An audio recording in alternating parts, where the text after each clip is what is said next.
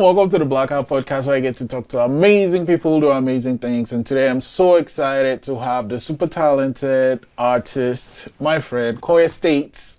Thanks for coming to Blackout podcast today. Thanks for having me. And, I'm so happy. This is one of my first episodes that I'm shooting here in the ANSMA studio. So I remember you actually did something with, was this TV or like you actually shot something in this space? Oh, yeah, was CTV? Yeah, I think it was CTV. Anyway, so it's nice to come here full circle. But how did you get into music? I don't want to say I was born into it because not a lot of my family were into it, but my dad was an MC and my mom was a dancer and she liked singing.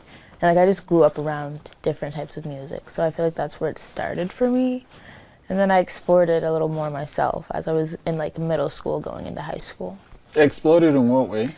Just doing talent shows and doing plays and doing songwriting and poems and stuff like that. So I kind of wanted to understand it more.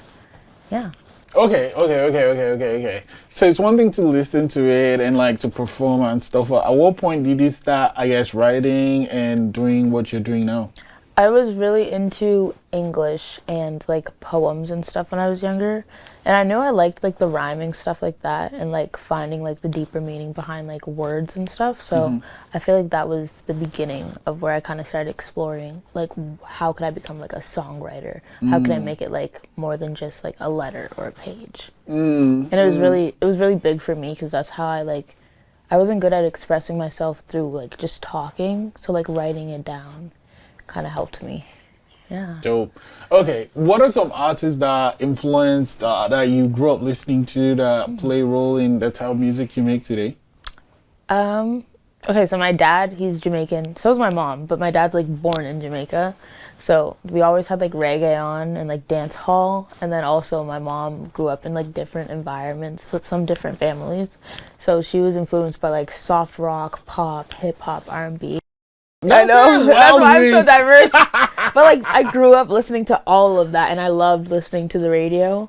But I'd say the artist that influenced me the most would be Rihanna when I was in my younger years. And even now I still love her. And also Billie Eilish when I was in junior high. Adele, Maroon 5. Oh wow, shoot, that's different, right? So I feel that kind of helped me discover what I wanted to do. I have so many different worlds smashed into one. Yeah, no, I like that. I think that's brilliant. But what are some of the things that you loved in those different artists? Okay. I like the pop sound from Maroon 5. That's they're very much radio type of sound. Rihanna, she was just not the typical black girl R&B singer. She was diverse and I really wanted to be like that. She liked rock, she made pop music, she made Caribbean music, she made everything. So I just look at her, that would definitely be one of the blueprints that started building me as an artist for sure. So that was my favorite thing about her. And Billie Eilish, she's just very soft and vulnerable, and I feel I could be the same way when I'm writing, because it's how I said growing up, that was the way that I expressed myself. So I feel I relate to her, and it kind of helped build me as an artist as well. Okay, it's one thing to do it for fun, singing at shows and stuff versus what you're doing now. Yeah. When did that switch happen? So when I was younger, I was in dance for maybe 2 years. And also I just grew up in a house. My mom was a dancer growing up, so I loved that stuff. And I wanted to find a way to put it into singing. At first I was okay, I'll just make soft, slow R&B music, because that was kind of the typical thing that I was shown from around here is doing the R&B or doing the folk. But I was what can I bring to Nova Scotia that's outside of the norm? What can I do? Let me brainstorm. And I would watch videos of Rihanna's big concerts with dancers and watch videos of Tate McRae. And I was okay, I want to do this. I want to have, and I'm very artistic, I make my own stage visuals, I plan my own dancers' outfits and stuff like that. I'm very much so like that. So I'm like, how can I do this? How can I like just grab this all and put it together? And I knew dancers from dancing. And then those dancers knew dancers, and just goes on and on. So it kind of helped me build my like, I want to say something towards my brand. I'm still kind of figuring it out. But what at the stage you are at now, how would you define that brand? I feel like people know who I am from the name, obviously, being around. I feel like I don't fully have a brand. I'm still kind of in the process of figuring out what I want that to be. What do I want to be known for? Because, like, you can say, like, Quoia States, I know her because she's a singer. But, like, you know how, like, Michael Jackson, he has, like, the sounds and the dancing and the gloves and the leather jackets. Like, those, like, kind of... you see that and you see him, and like if someone else does it, you'll be like, okay, yeah, this is Michael Jackson's thing. So I'm still in the process of finding what's my thing. Yeah. Okay. Do you have a process when it comes to your writing? It's very hit or miss. Sometimes it's very like, sometimes I'll be like, for instance, I'll be like on the bus or something, and I'll see someone say something, or I'll see something, or I'll watch a movie and someone will say something, and I'm like, oh, what's that word? And like I have literally like a folder in my notes of like inspo words for like prompts for songs. And like there's a song that I am making for a project in the future, and it's called Unequivocally, and I heard that word. I never ever heard that word before, and I made a song based off of it. But yeah, like I just will find little words and little prompts, and that helps me write. And then there's other times where someone will like, I'll be in the studio and someone will play a beat, and I'll just like kind of hum a melody, and I'll be like, okay, we're gonna go with this. And I'll just start putting words that make sense, and I'll just make it off of that. It's very hit or miss. I feel like I don't have like a set process. Okay. But I mean, it works. So. I mean, the music is great. The music, talking about like beats and stuff, how do you decide on the producers you work with? I have worked with a few different ones, but I kind of like, I kind of stay with who kind of makes me feel like we can click, like the chemistry there, because that's another thing that a lot of people probably don't talk about. Like when you're making music with someone, you want to feel like, you don't want to feel a disconnection in it, and if you do, then it's not going to be how you want it to be. So I feel like for me, if we could click, like my favorites so far right now are Tempo and Alex, and I can click with them through different things. They can show me different things, and like it's just like kind of like having a bond. Like if we don't have a bond, it's harder to connect and stay with them. So let's go back a little bit. You know, Quoia States, you're doing this thing, you're like, okay, I'm coming out. How did you decide, what was the first song that you released as Quoia States to the world, and how did you decide on that song? Okay, this is actually really good. My first song that I released, it was just like, I don't even want to say it was dumb, because it honestly got me here, obviously. But me and my friend had just graduated high school. We didn't know what we wanted to do, and like he wanted to get into producing stuff, and I wanted to get into like releasing music, because like my whole life everyone knew that I wrote songs. Like that was in my circle, but they were like, you don't release songs. How are you gonna make fan base? You don't release songs. So we went to the Halifax Central Library, and they have a studio there that you can use for free as long as you book it. And like he wanted to try to produce, and I had like songs that I had written from like when I was like 15. I was like, let's like fix these up and like put it out and just see what happens, whatever. So we went in there and did that, and I was like, I changed my mind. I got nervous. I was like, maybe we won't. I was like, maybe we won't do it. I don't want to do it anymore. And then he was like, we're just gonna drop it. And I was like, okay. And I thought he was joking. Then he dropped it. And it got a lot of streams, and it got me a lot of shows and stuff. But my first song, if like context wise, it was like, I think it was about like a relationship, my first ever like relationship or something like that. I don't know. But yeah. And it was called Stay. Yeah. Stay, okay. You said you got your Here Now. One of the Here Now milestones was Magnetic World. How did that happen? So I actually ended up doing it 2 years in a row. The first time I was entered in a contest, but I didn't win, but they had a bill where they wanted multiple local artists. So I got to be in that, which was really great. And the second time I was like, okay, I want to win this. Like, like I want to be able to be like a female opening up as a winner, like not just like a regular opener, right? Like I wanted to do it. And I had a short amount of time to plan something. And I was like, how can I do this? Like, how can I pull this together? So I called my friends and I called my brother, and like we all came together. And we had just dropped Closure, the summer song that we did, and we had just dropped it, and we had no music video for it. We didn't know what we wanted to do with it, but we knew that a lot of people liked the song. So so we literally got our friends together, we got a camera and my dancers, and we just went around everywhere and filming. And one of the rules for the contest was you needed to show like live performance. And I was like, okay, everyone's gonna post live performance. How can I show that I have live performance in this? So we took an old TV, we burned a bunch of my live performances on a CD, put it in the TV, and I'm like on top of the TV like this, and the TV's playing, and it's like a bunch of videos of me singing, and like I'm even singing like the Closure song in some of these videos. So it's like on sync with the music video. So I was like, okay, this gotta get me to win. This gotta get me to win. Like, this was out of the box thinking, right? So yeah. And it ended up getting us to win, and I like was screaming. Cause I don't know, I guess sometimes I like doubted myself. I was like, no, like there's no way. Like, cause I did it the year before also. I was like, I'm like at a less advantage of winning because I did it the year before. Like, they may not want another person to do it again, right? But then they gave me it, I was like, for real? Like, so yeah, that was great. And I ended up getting it, and me and my brother, we actually applied together. We were gonna apply separately and do two different music videos, but we're like, why do that when we know we're gonna bring each other on stage for that? Like, I was like, we should just do it together. And then we did, and it turned out amazing. How was the experience of doing it the second time with us the winner? The first time was a lot different. I feel like the first time, it was like I was the very first, so people were kind of just coming in. And I mean, I was like one of the first this time as well, but it was like there was already a buildup of a crowd. Like, people were already kind of let in, and like we had a lot more time to prepare. Like, the first time I like last minute ordered outfits and this and that, and like this time, like I planned stage visuals, we planned like movement around the stage, choreo with me and my brother, and like I like also broke out of my shell. I feel like the first time I was really nervous, and like this time I like was jumping off the stage and going like, I was like, hey, and like just hanging with the crowd, because like I think the best thing that you can do in like performing is like creating that bond. And I wanted them to feel like, yes, I'm a performer, but I want you guys to feel like we're friends. Like, I want this to feel like we're vibing. So yeah, I think the second time was definitely my favorite time. Okay, and are you currently working on something? What's next for you? Got a few things up my sleeve.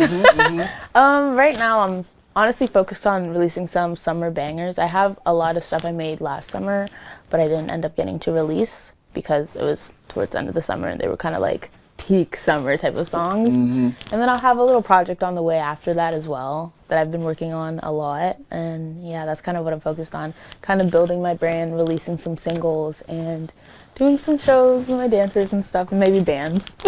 Your dancers, I mean, I know you have a dance background, you have friends from dance, but how do you now actually pick the people that are going to perform with you on stage? I'm not very picky. The only thing that I ask, if they can, because there's sometimes where we need replacements, the qualifications I only ask is if you can pick up choreo really fast in like tough situations, you're not like people shy, because I perform like in front of small crowds, but most of the times when I need dancers, it's in front of big crowds. Like, they need to be able to like interact with them how I do. And just like if you mess up, can you like save yourself? Like, are you good at like saving it instead of making it known? So those are kind of the things that I look for. And also like attitudes towards each other, like that's very important to me, like that everybody is getting along, everybody loves each other, and they do, which is great for me because it saves me from some scary stuff. But that's kind of what I look for, is just if you can dance. Yeah, so if anyone can dance and they're interested, hit me up. But just if you can dance and you just love what you're doing. Like, I don't want people to feel like it's a chore when they do it. I want them to like feel like, okay, this is exciting, like I love this, because when I perform, I love it. So I want to have the same type of energy around me. Okay, and then you yourself, how do you prepare for a show? If it's a show with dancers, I will go book studios and do like choreo and sing while we're dancing. I do a lot of like trying to do vocal warm-ups. Thing is hard, yo. It is. Singing and dancing is, you know what, you don't, when you see people doing on, at least for me, when I see people doing on TV, it looks easy. It's not. It's like it's like super intense cardio. It's like thinking about two things at once. You know what helped me with that, honestly? Because before I would struggle trying to sing and dance at the same time, but now I like I'll go to the gym and like I'll put my headphones on and I'll run on the treadmill and I'll just sing while I'm running, because it teaches me how to keep, you know, like, what, that is what I'm learning. So I watched I'm not sure if I think it's a YouTube video, a documentary, or I read it. One of the three. But outcasts, like when they were starting out, they would actually literally jog while they are performing. Yeah. And I'm like, that makes sense, because one day I try to sing while moving. I'm like, yeah. It's juggly, right? It's like, oh man. When I started, I was a hot mess. Yeah. Like, I won't lie. But like, I knew I wanted it and I was determined to get it. So I was like, okay, what can I do to make this work? Because this has to work. Like, if Beyonce can do it, Tate McRae can do it, like, I can do it. Like, what can I do? And I just started doing stuff like that, working out. And also just getting vocal lessons and learning control. Like, sometimes, like, I'd be like... like this, jumping, because it teaches you breath control. And I know vocal lessons are the weirdest I've done in my one of the weirdest I've done in my life. Like, you make these weird sounds and you have to do your neck like that. Like, I know it's so weird. Well, when I think about that, I honestly, when I first started doing vocal lessons, I felt the same way. Like, because you do have to make very weird sounds. And, like, but when you learn, like, because my vocal coach, her name is Rachel, and she would teach me, like, the anatomy of the body. So a lot of people just teach, like, vocal training, but, like, if you know the anatomy of your body, like, doing these stretches and, like, pulling, it opens up those things. Yeah. No, it's really good. I love it. Yeah. One of the things I learned was, like, it's like, you're making a noise in a small space versus a big space, so you have to like shout like freaking Whitney Houston. I'm like, it makes sense why Whitney can sing like that, because she can open up. Yeah. I still struggle with that sometimes.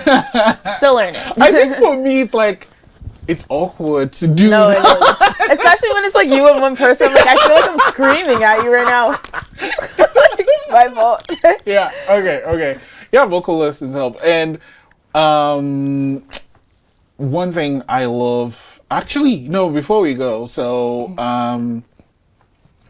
there's a lot that happens in the background, and like one person really, it's played a huge role, but it's always in the background. It's your manager. How did that connection happen? So me and Ed actually went to college together. I was in music arts and he was in music business, and like, one thing I've always talked about, like, the thing that held me from getting a manager for the longest time is just trust. Because the music industry is very scary. Yeah. So I wanted to have someone that I can, like, still have a business bond with, but I could connect to and feel safe with. And, like, for Ed, like, he was constantly, we were paired up by our teachers, actually, to do a project. So they had to pick an artist, and, like, I was picked by Ed, and it just really worked. So, and I was stubborn back then, man. He was chasing me down, but like, because of that, like, it made me honestly respect him more, because he didn't give up. Because I just, like, I don't know, in those times I felt like I didn't like fully invest in myself, and I would just give up on myself. But he was like, Quoia, we got this, you got this, just give me this, and it kind of showed me like the traits of how a manager should be, and it builded a bond between us. And then even like after that, we still stayed connected, and then like he would help me out with like some little like things that I had to figure out. I didn't understand, because he was in music business, and I'd be like, Ed, like, what does this mean? What does this mean? And he's like, this and this. And then he like, we talked about it a few times about him being my manager. I was like, okay, yeah, I'll think about it. And we never like really separated. And then one day I was just like, okay, I'm down. Like, I'm so down. Like, he's so good. I trust him. Yeah. And like, even like, though he's my manager and he deals with the business side, he still goes out of his way to try to teach me the business side as well. And I really appreciate that. So, love you, Ed. Okay.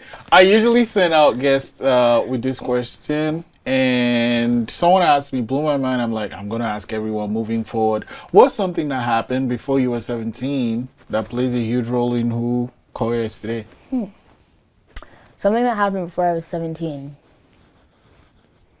I think a thing that plays a huge role in who I am now, I went through a like time in my life when I was in high school where like some dark stuff happened between like my family, and I was on my own. So at a very young age, and like it made me grow as a person and like grow up really fast. And I think that plays a huge part in Quoia States, because having to grow up really fast, I had to learn like real world stuff, and you can hear that in my music. Like, I don't just write about, like, don't get me wrong, there is that fun time where I'll just write a fun song, but even like, for instance, like Closure, like the chorus is just random singing and it's fun, but like if you really listen deeply into the words, like there's like a lot of background in it. So I feel like that happening to me at a young age, kind of like, because it adulted me, it made me like put it in my music as well.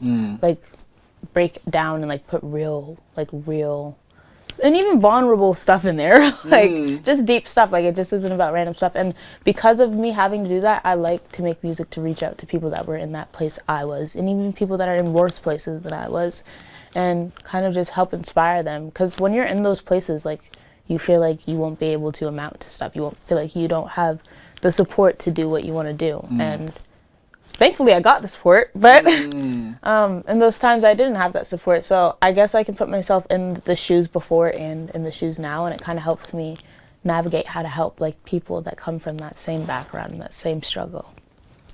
Quoia, thank you so much for coming out. I'm gonna not let you go without at least doing one song. So I'm gonna clear out and then you'll perform a song for us. Okay. Thank you so much for the cool things and the amazing things you do, and thank you so much for coming to the podcast Thanks today. for having me. Thank you so much for that song. I totally forgot. I usually kind of share a little bit of magic because you brought the magic to the studio. So, a little bit of magic, sorry. Okay. This space. Okay. So what I need you to do is write a number between 1 and 60. Oh, okay. Yeah, do not show me. Once you're done, you can show it over I'm the cameras. And then my magic cards are going to tell you what your number is. Hopefully. Okay. It hasn't failed yet, so. I'm going to look away, and once you're done showing the cameras, let me know. Okay. Have you shown it yet? Oh, so which camera does? Anyone is cool. Okay. I'm gonna You good to go? Yeah. Okay, so your number is gonna be in at least one of these cards, yeah? Yeah. But it could be more than one. Okay, so I'm gonna need your help. Okay? Okay. Is your number on this card? No. No? Is it here? No. Oh wow, okay. Is it here? Yes. Is it here? Oops. Is it here? Yes. Oh, okay. Is it here? No. Is it here? No. Okay. Is your number 17? Is it 17? Yeah. Okay. Quoia, thank you so much for coming to the podcast today, and thank you for sharing your music. What? Okay. Okay, I got it. You good to go? Good? Yeah. Okay. How do you know that? Magic. Oh man, thank you so much for coming to the Thanks for podcast having today. me. Sometimes I wake up and I'm thankful to see another day. But other times I like my dreams and I hate to stay awake. That doesn't mean I hate this life, maybe it's just how I think. Tell me I'm wrong, tell me I'm right, but I'll let you know that's just life. You'll be alright, so hold on tight and you'll take flight, 'cause that's just life. Don't lose this fight, and when it's right, your dreams ignite. Listen, this a reflection of my adolescence, yeah. So many stories and too many questions. I was looking for love in all the wrong directions, but through all the storms I found a deep connection. You know the world go weigh on you, and I've been through the struggles, they come out the blue. And I know it gets heavy, but keep pushing through, and you'll learn how to move, yeah. Sometimes I wake up and I'm thankful to see another day. But other times I like my dreams and I hate to stay awake. That doesn't mean I hate this life, maybe it's just how I think.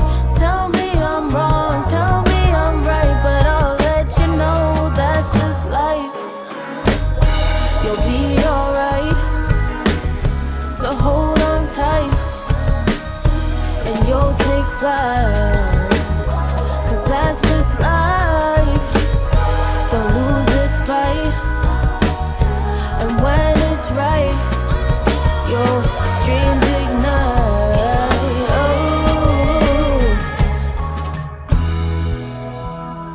you could feel what I'm saying, then that's just life. Keep it real, no complaining, baby, that's just life. These highs and lows, still I don't lose sight. With every step that I'm taking, we gon' be alright. We gon' be alright. We gon' be alright. We gon' be alright. We gon' be alright. We gon' be alright. We gon' be alright. Alright. Oh, yeah. Oh, 'cause that's just life. You can find me on all streaming platforms, Instagram under Quoia States.